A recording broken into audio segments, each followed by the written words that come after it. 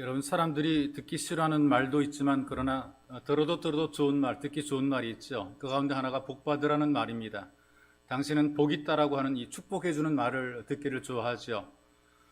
특히 우리나라 사람들은 이 복에 대해서 굉장히 관심이 유별납니다. 그래서 이 복자를 사방에 붙여놓고 살아가는데요. 집안이 잘 되라고 출입문에다 복자를 붙여놓죠. 또 기어와 지붕에도 복자를 인쇄해서 붙여놓고요. 또 잠자리에서 복을 받으라고 이불에도 복자를 새겨놓고, 그리고 꿈속에서라도 복을 받으라고 이 둥근 베개 양쪽에다가 이 복자를 붙여 놓습니다. 여러분, 먹을 때도 복 받으라고 밥그릇에도 복자를 새겨놓고, 수저 속에도 이 복대라고 이 복자를 새겨놓고요. 옷에도 복자가 있는 그런 한복들이 있습니다. 놀아도 복 많이 받고 놀으라고 놀이기에도 복자가 새겨져 있다는 것이죠. 여러분, 우리 조상들이 그 자녀들에게 이름을 지어줄 때에 복대라는 그 이름을 소원해서 그 자녀의 이름에다 복자를 많이 넣는 것을 봅니다. 자녀들의 이름 속에 복자가 많이 들어가죠. 복돌이, 복순이, 복덕이, 복선이. 옛날에 전원일기에 나오는 그 복길이도 있고요. 복자를 다 집어넣어서 이름을 채워놓다 보니까 나중에 자기 아이들에게 쓸 이름이 없으니까 뒤에다가 이름을 또 붙여주더라고요. 5가지 복 다 받으라 그래서 오복하 그러고요. 오복이 모자란다고 칠복하 그래요. 세상의 모든 복을 다 받았으면 좋겠다고 만복이라고 불러주고요. 이 좋다는 이름들을 다 붙여주게 됩니다. 뭐 대복이, 영복이, 성복이, 순복이, 길복이. 그러니까 이게 무슨 말이냐? 우리 아이들이 다 잘 됐으면 좋겠다.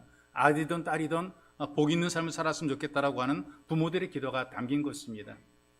나는 혹시 복 받지 못하는 그런 삶을 살았더라도 우리 아이들만큼은 복 있는 삶을 살아가야 된다. 그런 기대를 가지고 이 자녀들의 이름에 복자를 붙여주는 것입니다. 그런데 이 복이라는 것이 사람마다 다르더라고요. 어떤 게 복이 있냐?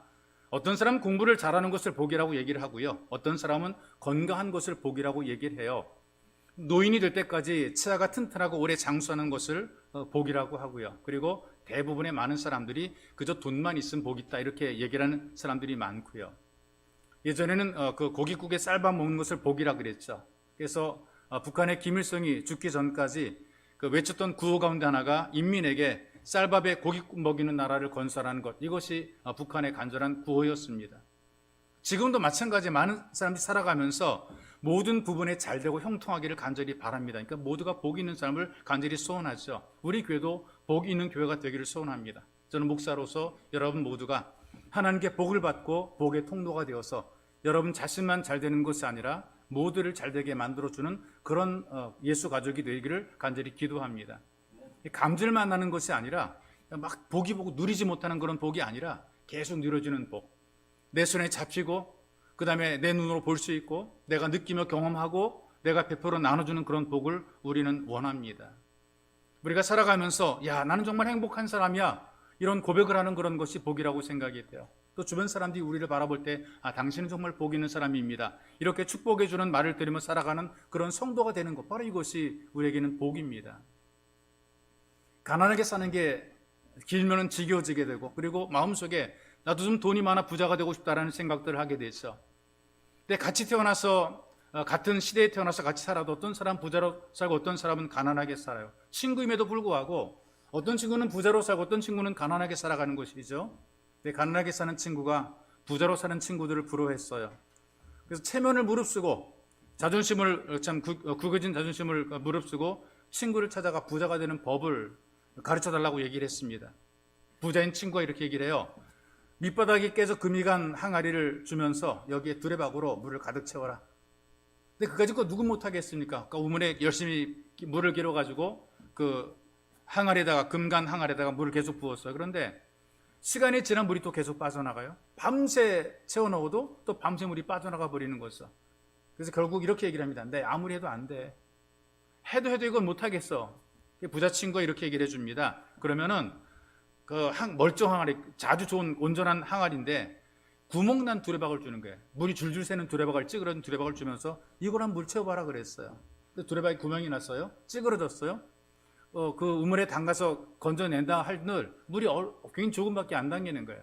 그리고 빨리 끌어당기지 않게 되면 다 쏟아져요. 또 올라오는 도중에 다시 해버리고 만단 말이죠. 그래서 기를 쓰고 우물에다 두레박을 담가서 계속해서 부지런히 움직였습니다. 물이 아주 굉장히 조금씩밖에 안 되지만 그러나 일단은 붓기 시작했죠. 그런데 그 빈 항아리에 물이 조금씩 채우기 시작합니다. 밤새도록 우물에서 물을 길었더니 그 항아리에 그래도 물이 채워지는 거예요. 다 쏟아질 줄 알았던 그 두레박에서 그래도 남는 물들이 거기에 부어지게 되는 거죠. 야, 나 물 채웠다 그랬더니 부자친구가 이렇게 얘기를 합니다. 아무리 많은 돈을 벌어도 관리할 준비가 안 되면 돈이 다 새어나간다. 이 돈이 모아져야 되는데 아무리 모아도 세워져 나가면 아무런 의미가 없지 않느냐. 그런데 적은 돈이라도 꾸준히 잘 관리하게 되면 부자가 될 수 있다. 많이 벌라고 생각하지 말고 적은 돈도 관리를 잘하게 되면 시간이 지나서 나중에 부자가 될 수 있다. 이렇게 얘기를 해줬다 그래요. 여러분, 우리가 이 땅 예수 믿으며 살아가더라도 때로는 구멍난 두레박을 들고 사는 것처럼 자꾸만 새 나가는 경우들이, 시간도 새 나가고 뭐 돈이 새고 할 일이 새 나가고, 여러분들이 예수 믿으면서 이런 경험들, 정말 김샌다, 김새는 일들이 만들어지기도 하죠. 그러나 이것을 여러분들이 기억하시길 바랍니다. 아무리 열심히 빠르게 남들보다 돈을 아무리 모아도 다 세워나가게 되면 이건 복이 아니란 말이에요. 그러나 항아리만 튼튼하게 되면 세워나가는 것 같아도 계속해서 모으다 보게 되면 거기에 채워지게 되어 있는 것이죠. 여기에서 비유로 얘기한 이 두레박은 세상을 살아가는 어떤 수단이 되고 방법이 되는 거죠. 찌그러지고 새고 그럴 수 있어요. 내 수단이, 내 방법이 남보다 잘하지 못하고 좀 뭔가 좀 모자라고 부족할 수가 있어요. 그래서 아무리 애써도 자꾸 새어나가요. 들어 올리면 적은 것밖에, 난 이렇게 많은 시간 일하고 노력했는데 왜 나는 이거밖에 못 벌까라는 어떤 그런 참 허무한 생각이 들기도 합니다. 그러나 여러분, 이 항아리라고 하는 것은 이 땅을 살아가는 여러분 자신입니다. 여러분 자신이 온전하고 여러분 자신이 건강하고 여러분 자신이 튼튼하게 되면 거기에 부어지게 되면 쌓이게 되는 것이죠. 예수 믿기 때문에 손해보는 경우도 있고 남보다 뒤질 것 같아요. 지금 당장 새고 있는 바가지를 들고 남는 것이 없는 것 같지만, 그러나 하나님의 은혜는 여러분의 인생과 삶을 갈수록 채워주십니다. 하나님께서는 예배자인 여러분들에게 계속해 채워주시는 은혜를 부어주시고 이 은혜로 채워지게 되는 그런 복을 계속해서 부어주는 것이죠. 그래서 오늘 이 말씀, 여러분과 교도한 말씀을 보게 되면 무엇이 복인가를 깨달은 시인의 고백이에요. 요점은 이것입니다.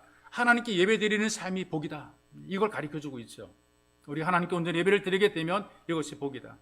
그래서 이 시인은 예배의 자리를 사모해요. 성전에 가서 예배를 드리는 것이 복이 있다는 것이죠.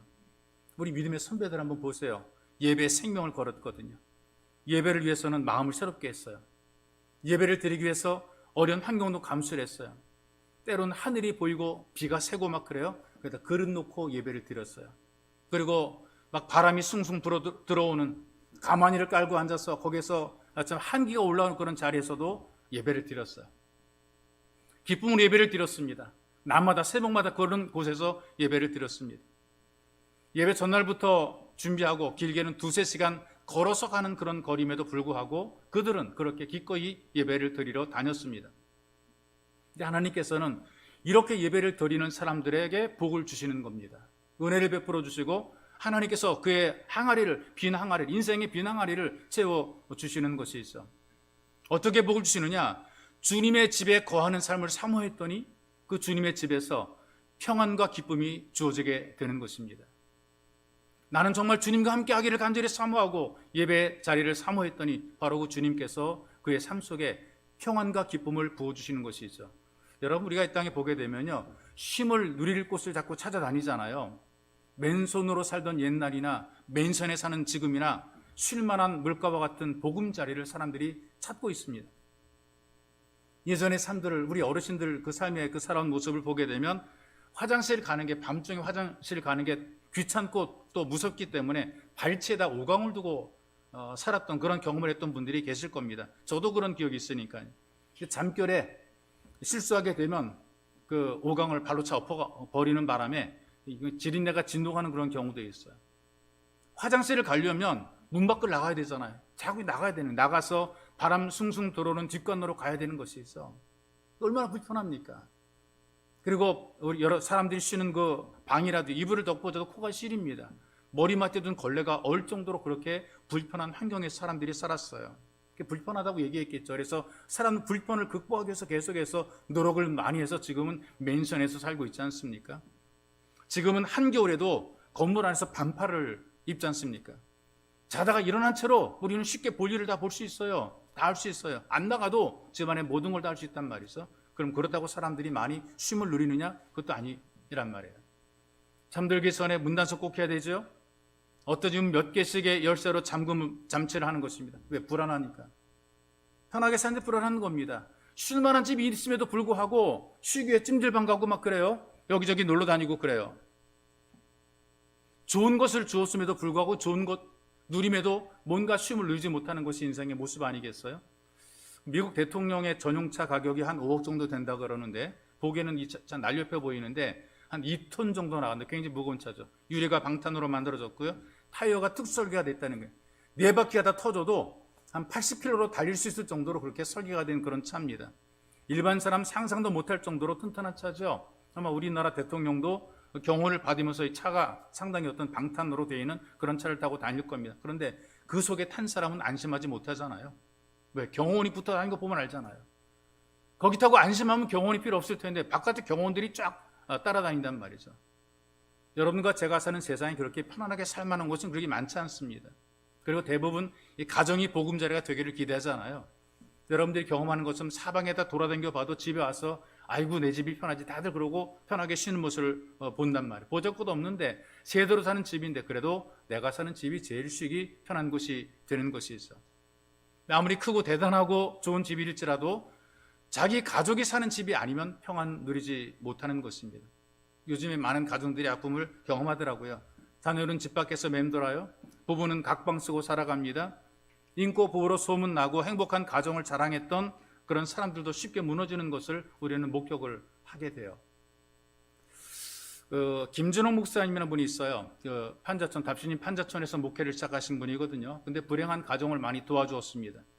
혈액이나 간질로 고생하는 사람들이 너무나 불쌍해서 이분이 넉마주의하면서 모은 돈을 들여서 그들을 치료를 해줬단 말이죠. 매일 누워서 골골하던 사람인데 약 먹고 그러다 보니까 이제 일할 수 있을 정도로 건강 회복이 됐어요.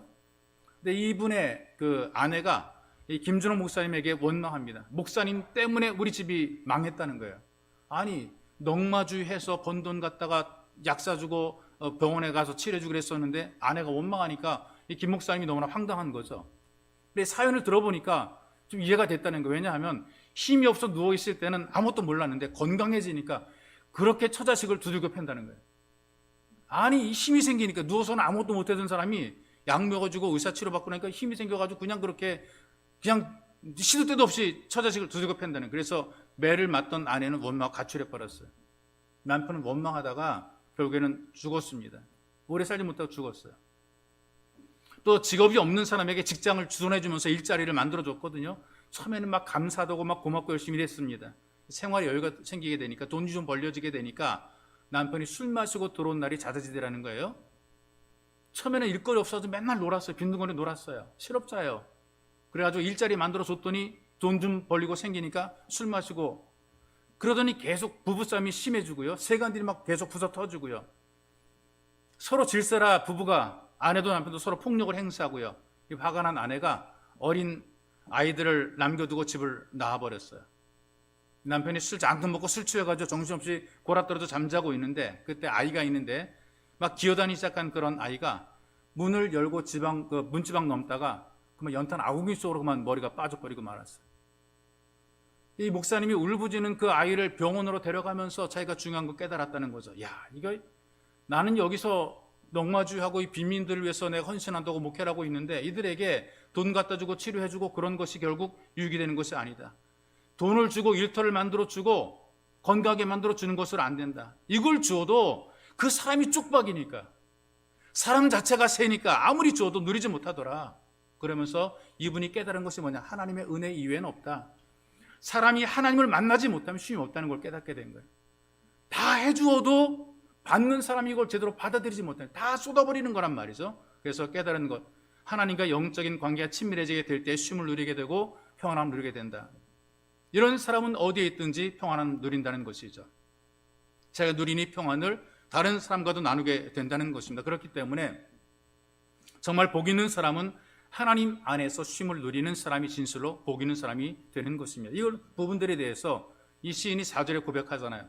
주의 집에 사는 자들은 복이 있나니 그들이 항상 주를 찬송하리이다. 예배자의 마음, 예배자의 모습, 예배자의 태도를 지금 보여주고 있지 않습니까? 하나님과 만나는 예배의 자리를 사모하는 열정 있는 사람에게 복이 부어지게 되는 것입니다. 예배 속에서 하나님이 함께 주신다는 얘기입니다.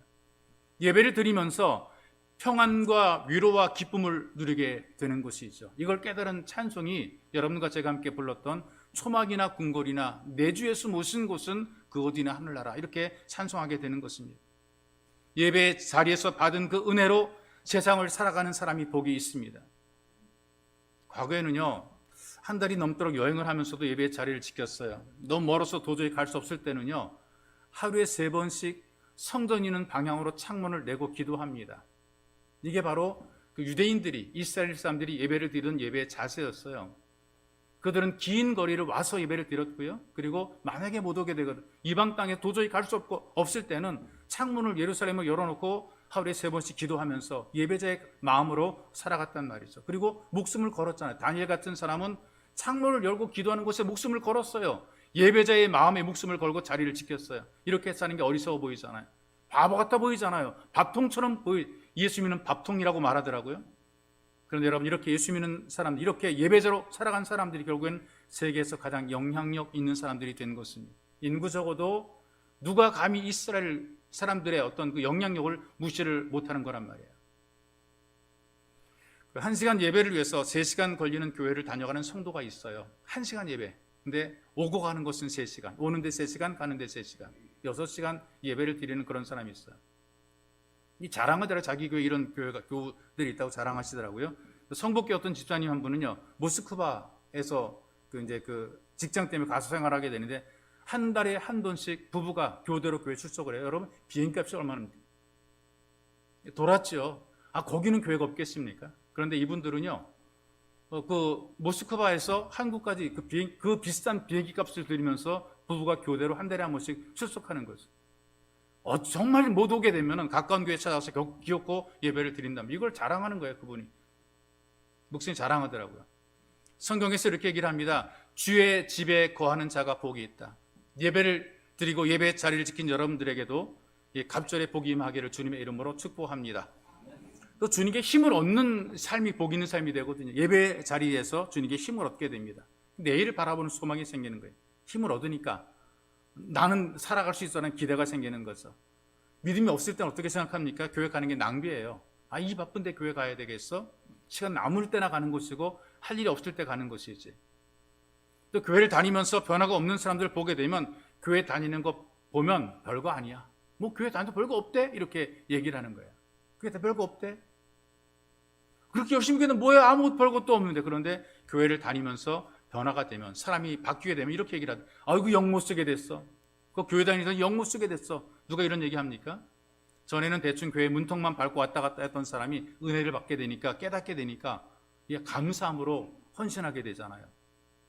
정말 기가 막히게 사람이 변화가 되는 거예요. 가정에 충실합니다. 예전에 좋아하던 술도 끊어버립니다. 생활이 질서가 있게 됩니다. 아무데나 가지 않게 됩니다. 함께 어울린 친구들이 뭐라고 말한 줄 아세요? 야, 저 교회 가더니 사람 완전히 버려버렸어, 그래요. 주변에 같이 술 먹고 놀고 맨날 그러던 친구들이 사람 버렸대요. 그런데 집에서 뭐라 그런 줄 아세요? 아유, 정신 차렸어. 이제 정신 차렸어. 저기 교회 가더니 정신 차렸어. 이게 복이란 말이죠. 이게 복. 누가 나한테 하는 말을 들을 때 나쁜 사람들이 나쁘다고 말하는 것은, 이것은 좋은 거예요. 근데 좋은 사람이 나쁘다고 말하는 게 정말 나쁜 것이고요. 여러분, 우리가 말을 잘 들을 수 있어야 됩니다. 사람들이, 가까운 사람들이 아이고 정신 차렸어, 이렇게 말하면 좋아지는 거예요. 근데 매일같이 그냥 빈둥거리고 나쁜 짓하고 타락한 삶을 살아갔던 사람들이 사람 베렸다 그러면 그건 좋은 거란 말이죠. 우리가 주님께 힘을 얻게 되면 사람이 변화가 되고 달라지게 되고 내일에 대한 기대를 가지게 되는 것입니다. 5절의 말씀을 보게 되면 주님께 힘을 얻고 소망으로 사는 사람이 복이 있다, 이렇게 얘기를 하고 있어요. 주님께 힘을 얻고 그 마음에 시온의 대로가 있는 자는 복이 있다. 힘을 얻을 때 우리가 확실한 예배자가 되는 것입니다. 장애물이 많음에도 불구하고 마음속에 시온의 대로가 열리는 거예요. 하나님께로 나가는 길이 열린 것이란 말이에요. 주님의 한 소망을 포기하지 않고 살아가는 것이란 말이죠. 그러니 이 땅에서 우리가 어려움을 만나더라도 절대로 믿음이 포기되지 않는 것입니다. 우리 발목을 잡는 일들이 많을 거예요. 교회 가지 못하게, 예수 믿지 못하게 발목을 많이 잡을 템에도 불구하고 그런 장애물 다 극복해내고 예배를 드리는 것이고요. 참된 예배자가 되니까 삶이 바뀌게 되고 갈수록 잘 되게 되는 겁니다. 주님이 점점 힘을 주는 거란 말이죠. 엄마 뱃속에 있을 때에 의사가 아기 뇌를 잘못 건드리는 경우들이 있나 봐요. 그러니까 우리가 참 건강히 태어난 것도 복이고 우리 아들, 딸, 손자, 손녀가 건강하게 살아가는 게 큰 복인데요. 뱃속에서 나오자는 그 아이의 뇌를 의사가 잘못 건드릴 줄 누가 알았겠어요. 근데 뱃속에서 그 의사가 뇌를 잘못 건드려가지고 뇌가 손상이 됐어요. 그러니까는 이게 뇌성마비가 되는 거란 말이에요. 근데 아버지까지 결핵에 시달립니다. 아주 굉장히 가정이 정말 가난해도 찢어지게 가난한 그런 가정입니다. 근데 아이는 태어난 거죠. 태어나서 철이 들게 되니까요, 장애인인 자기와 세상을 원망을 하게 돼요. 이런 내가 왜 태어났을까? 그래서 자기 엄마에게 원망합니다. 왜 나를 유산시키지? 날 낳았냐? 반항하는 거예요. 나 죽겠다 반항하는. 그리고 견디다 못해가지고 자살을 시도하는 거죠. 남들에게 바보 소리 듣죠? 집안은 가난하죠? 뭐 희망이 아무것도 없으니까 자꾸 죽으려고 그러는 거예요. 17살이 되었을 때에 하나님을 만나는 경험을 하게 됩니다. 자꾸 죽으려고 원망하고 원망했었는데 그 원망이 감사로 변화가 되고 불평이 찬양으로 바뀌어지게 됐어요. 이 친구 글자 하나 쓰는데 온몸을 비틀어 글자를 써야 돼요.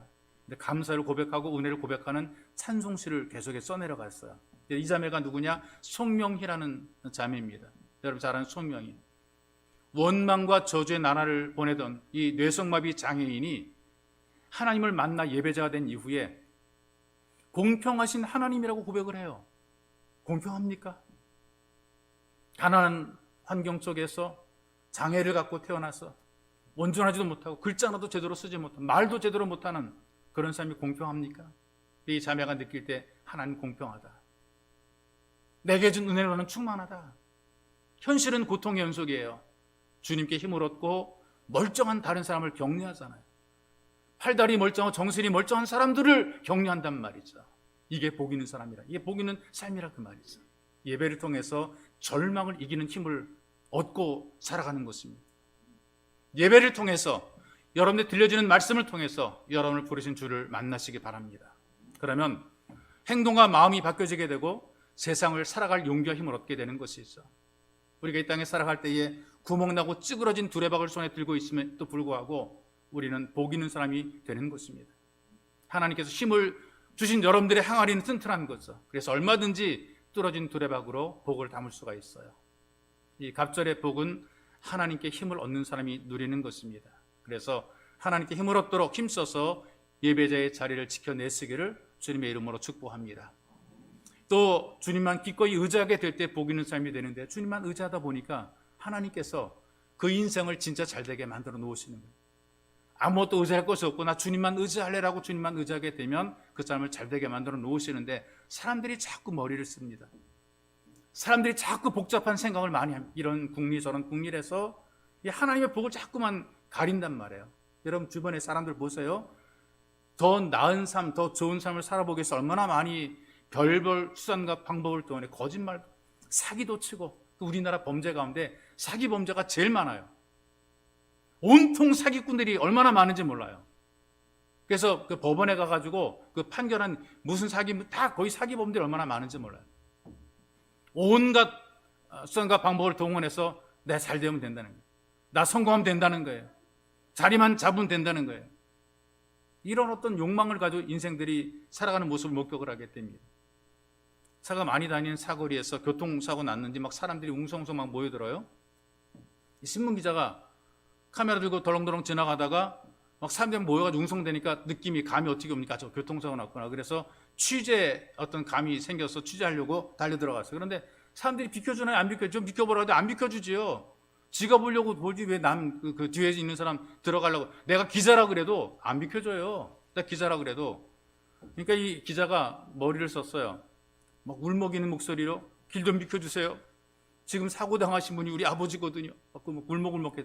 그러니까 사람들이 기가 막힌 얼굴로 자리를 쓱 비켜줬어요. 그래가지고 기자 옳다구나 하고 얼른 카메라 들고 그 사고 현장으로 들어갔는데 자기도 기가 막혀가지고 말문이 안 열리는 겁니다. 자기는 거기 들어오면 사고 당한 분이 아버지라고 얘기를 했는데요. 그 개 한 마리가 죽어 있는 거예요. 남보다 뛰어나 보려고 하다가 추울 때 개 아들이 돼버리고 말았습니다. 잔머리 굴리니까 이렇게 되는 거거든요.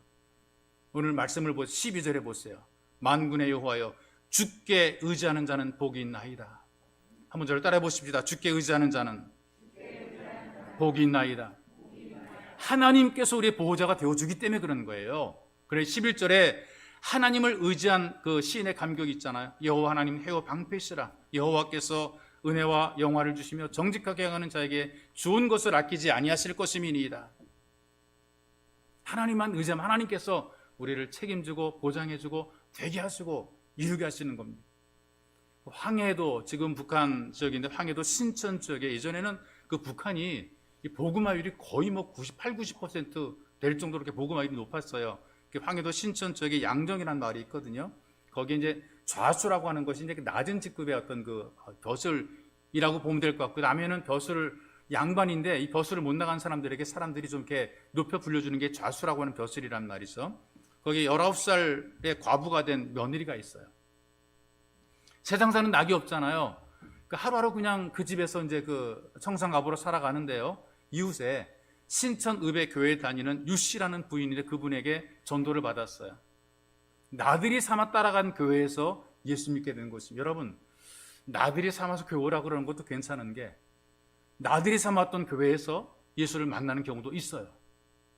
늘 다니는 예배 자리에도 예수를 만나지 못하는 사람이 있는 반면에 그냥 한번 따라와 본 그런 예배 자리에서 예수를 만나는 경우도 있어요. 이 양반이, 이 19살짜리 청산과부가 낙이 없고 믿을 것도 없고, 그런데 이 유씨 부인을 따라왔다가 예배를 드리다가 예수를 만난 거예요. 마음속에 예배 드리러 간 날만 기다립니다. 주일만 기다립니다.